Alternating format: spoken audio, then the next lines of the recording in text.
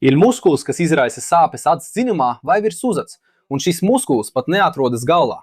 Sliktākais ir tas, ka pretsāpju līdzekļi šajā gadījumā nepalīdz, jo tās ir mehāniskas sāpes. Bet mierīgi, šajā video es tev parādīšu 3 vingrinājumu secību, kas var pilnībā atvieglot šīs sāpes mazāk nekā 3 minūtēs. Labākais ir tas, ka tev nav jābūt jaunam, tievam vai ļoti lokanam, lai sekot šiem soļiem un atvieglot šīs sāpes ar pareizām kustībām.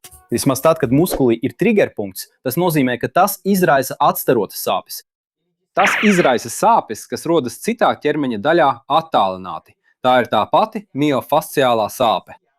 Un tas, kas izraisa šīs atstarotās sāpes acis dziļumā, ap aci, virs uzads, un pat var būt saistīts ar reiboni un troksni ausīs, ir muskulis E-pinstacom, sternokeidomastoidais muskulis. Bet nav nepieciešams iegaumēt šo nosaukumu. Tagad mēs soli pa solim droši iziesim cauri tam, ko var darīt pat tad, kad esi sāpju krīzē. Tātad šis vingrinājums palīdz muskulim sākt atslābināties. Tas ir savu veidu sagatavošanās, lai mēs varētu drošāk un mazāk sāpīgi deaktivizēt triggerpunktu. Turklāt šis vingrinājums vēl palīdz uzlabot asinsriti un jau sāk atbrīvot fasciju. Tā ir virspusēja masāža, maiga masāža. E.com sākas šeit, aiz auss. Ļaujiet nu paņemt savu monitoru, lai paskatītos, vai jūs varat labi redzēt. Redziet, E.com sākas šeit, aiz auss, un iet lejup līdz krūšu kaula sākumam. Tātad tas ir šis ceļš, šo muskuli mēs masēsim. Saturiet no priekšpuses un aizmuguras. Ir svarīgi vienmēr izmantot pretējo roku. Tā mums ir vieglāk kontrolēt, labi? Satveriet šeit no priekšpuses un no aizmuguras. Jūs stumsiet un vilksiet šo muskuļu masu, nesaspiežot un nepielietojot spēku. Dari tā, it kā tu šūpotu muskuli. Stum un velc tādā ritmā, kas tev šķiet vispatīkamākais un ērtākais. Turpini virzīties lejup, sekojot visam ceļam, ko šis muskulis veic. Ja ir grūtības, vienkārši atceries, kur muskulis sākās un beidzās, un seko šim virzienam. Dirzies augšup un lejup, bez steigas, labi? Dari to sev patīkamā tempā. Tu jau sāksi just, kā muskulis pamazām atslābst. Padoms! Ja ir grūtības, šo vingrinājumu var veikt guļus. Skaties, maigi masē, šūpo, virzi augšup un lejup pa muskuļa ceļu bez steigas 1 minūti.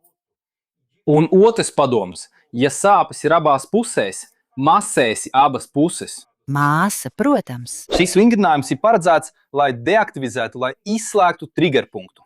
Mēs jau esam veikuši sagatavošanos, bet tik un tā ir svarīgi, lai tu saprastu 2 lietas. Pirmā lieta ir tāda, ka mēs deaktivizēsim punktu katrā pusē. Tātad mēs meklēsim punktu, kas izraisa sāpes, ko tu jūti, kas izraisa tās sāpes, kuras mēs vēlamies atvieglot. Nedari to 2 vai 3 reizes. Tas tikai vēl vairāk sakaitinās muskuli un liks tev just lielākas sāpes. Otrā lieta, kas mums jāsaprot, ir tāda, ka pēc pareizā punkta atrašanas mēs visu vingrinājumu, visu šo deaktivizāciju veiksim ar minimālām sāpēm. Ir cilvēki, kur domā, ka vajag spiest stiprāk, kad ir jābūt sāpēm, lai kļūtu labāk. Bet patiesībā ir tieši pretēji. Mūsu muskuļiem ir aizsarga refleks. Jo vairāk sāpes jūs radīsiet, jo vairāk muskulis saraujas, cenšoties sevi pasargāt. Ai! Man sāp spranda. Sāksim ar to, ka atradīsim triggerpunktu, kuru vēlamies deaktivizēt. Ļauj man atkal paņemt savu monitoru. Mēs mierīgi meklēsim šo punktu, nesteidzoties, izmantojot to pašu satvērienu, ko izmantojām iepriekšējā masāžā. Tu jau esi sajūtis, jau zini muskuļu virzienu. Tātad, tu nāc šādi, mēģinot tagad maigi spiežot, meklējot punktu, kas izraisa sāpes, domāju, ka tā tu redzi labāk. Kas izraisa sāpes, ko tu jūti? Kā jau teicu, vienmēr jābūt pēc iespējas mazākām sāpēm. Es vēlos, lai tu šajā procesā būtu pēc iespējas saudzīgāks. Kad atradīsim pareizo punktu, mēs nepieliksim lielu spēku. Atceries? Minimāls sāpes. Mēs meklēsim galvas pozīciju, kurā muskulis visvairāk atslābst. Parasti tas ir, kad galva ir atbalstīta uz rokas. Noliec galvu lēnām. it kā tu noregulētu radio. Tos vecos radioaparātus. Tas notika pirms 84 gadiem. Atrodi pozīciju, kurā muskulis ir visvairāk atslābināts. Un šeit tu turpināsi ar tādu pašu spiedienu. Viegls spiediens, minimāls sāpes. Šajā pozīcijā elpo mierīgi vismaz minūti, vai līdz sāpes izzūd, vai mēsls zem tavas rokas atlēžas, atkarībā no tā, kas notiek pirmais. Ir.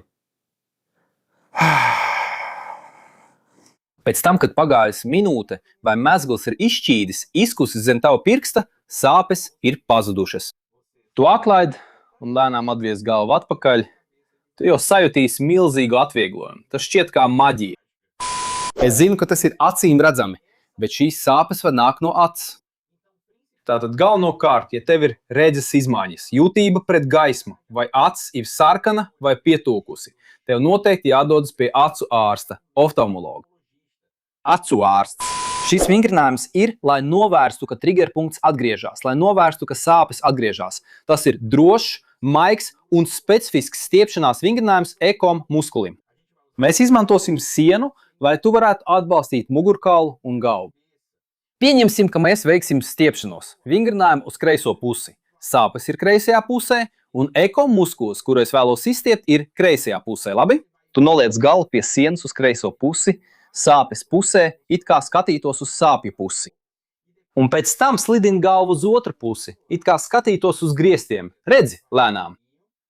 Līdz sajūti, ka sākas stiepšanās. Un šeit mēs pabeigsim šo stiepšanos, izmantojot izelpu. Tajā brīdī, kad izelpojam, uzliec rokas uz krūtīm un izelpo ļoti lēni. Tu jūti, kā velk šeit no krūšu sākuma līdz galam, aiz auss. Mēģini veikt šo stiepšanos maigi, neatvirzot galvu no sienas. Šis stiepšanās vingrinājums ir drošs tieši tāpēc. Pievērs uzmanību manai galvai, es nepārspīlēju kustību. Nav riska saspiest vai sabojāt disku, locītavu vai nervu. Atkārtosim vēlreiz, lai mums nebūtu šaubu. Piespiedies pie sienas, paskaties uz sāpju pusi, ļauj galvai slīdēt pa sienu, pēc tam pasties uz augšu. Ļaujot galvai slīdēt, tu dzirdēsi, kā galva izdod skaņu, slīdot pa sienu līdz stiepšanās sākumam. Un šeit mēs pabeidzam izmantojot izelpu, rokas uz krūtīm, lēni izelpu. Turpin šajā pozīcijā, šajā patīkamajā stiepšanās vingrinājumā. 30 sekundes. Nākamais. Hei, tas ir ļoti labi! Un, lai uzlabotu vēl vairāk, ir svarīgi iemācīties, kā atslogot kaklu daļu. Es parādu vieglu veidu, kā to izdarīt šajā video. Vienkārši nokličini šeit uz ekrāna. Un tev, kurš palika līdz šim brīdim, kas tev uzlabojās ar šiem vingrinājumiem? Es atstāju tev dāvanā visu šo secību, bez pārtraukumiem, bez griezumiem, tikai lai tu vari nospiest atskaņot un izpildīt visu rutīnu kopā ar mani. Arī vienkārši jānospiež šeit uz ekrāna, es šeit arī atvados.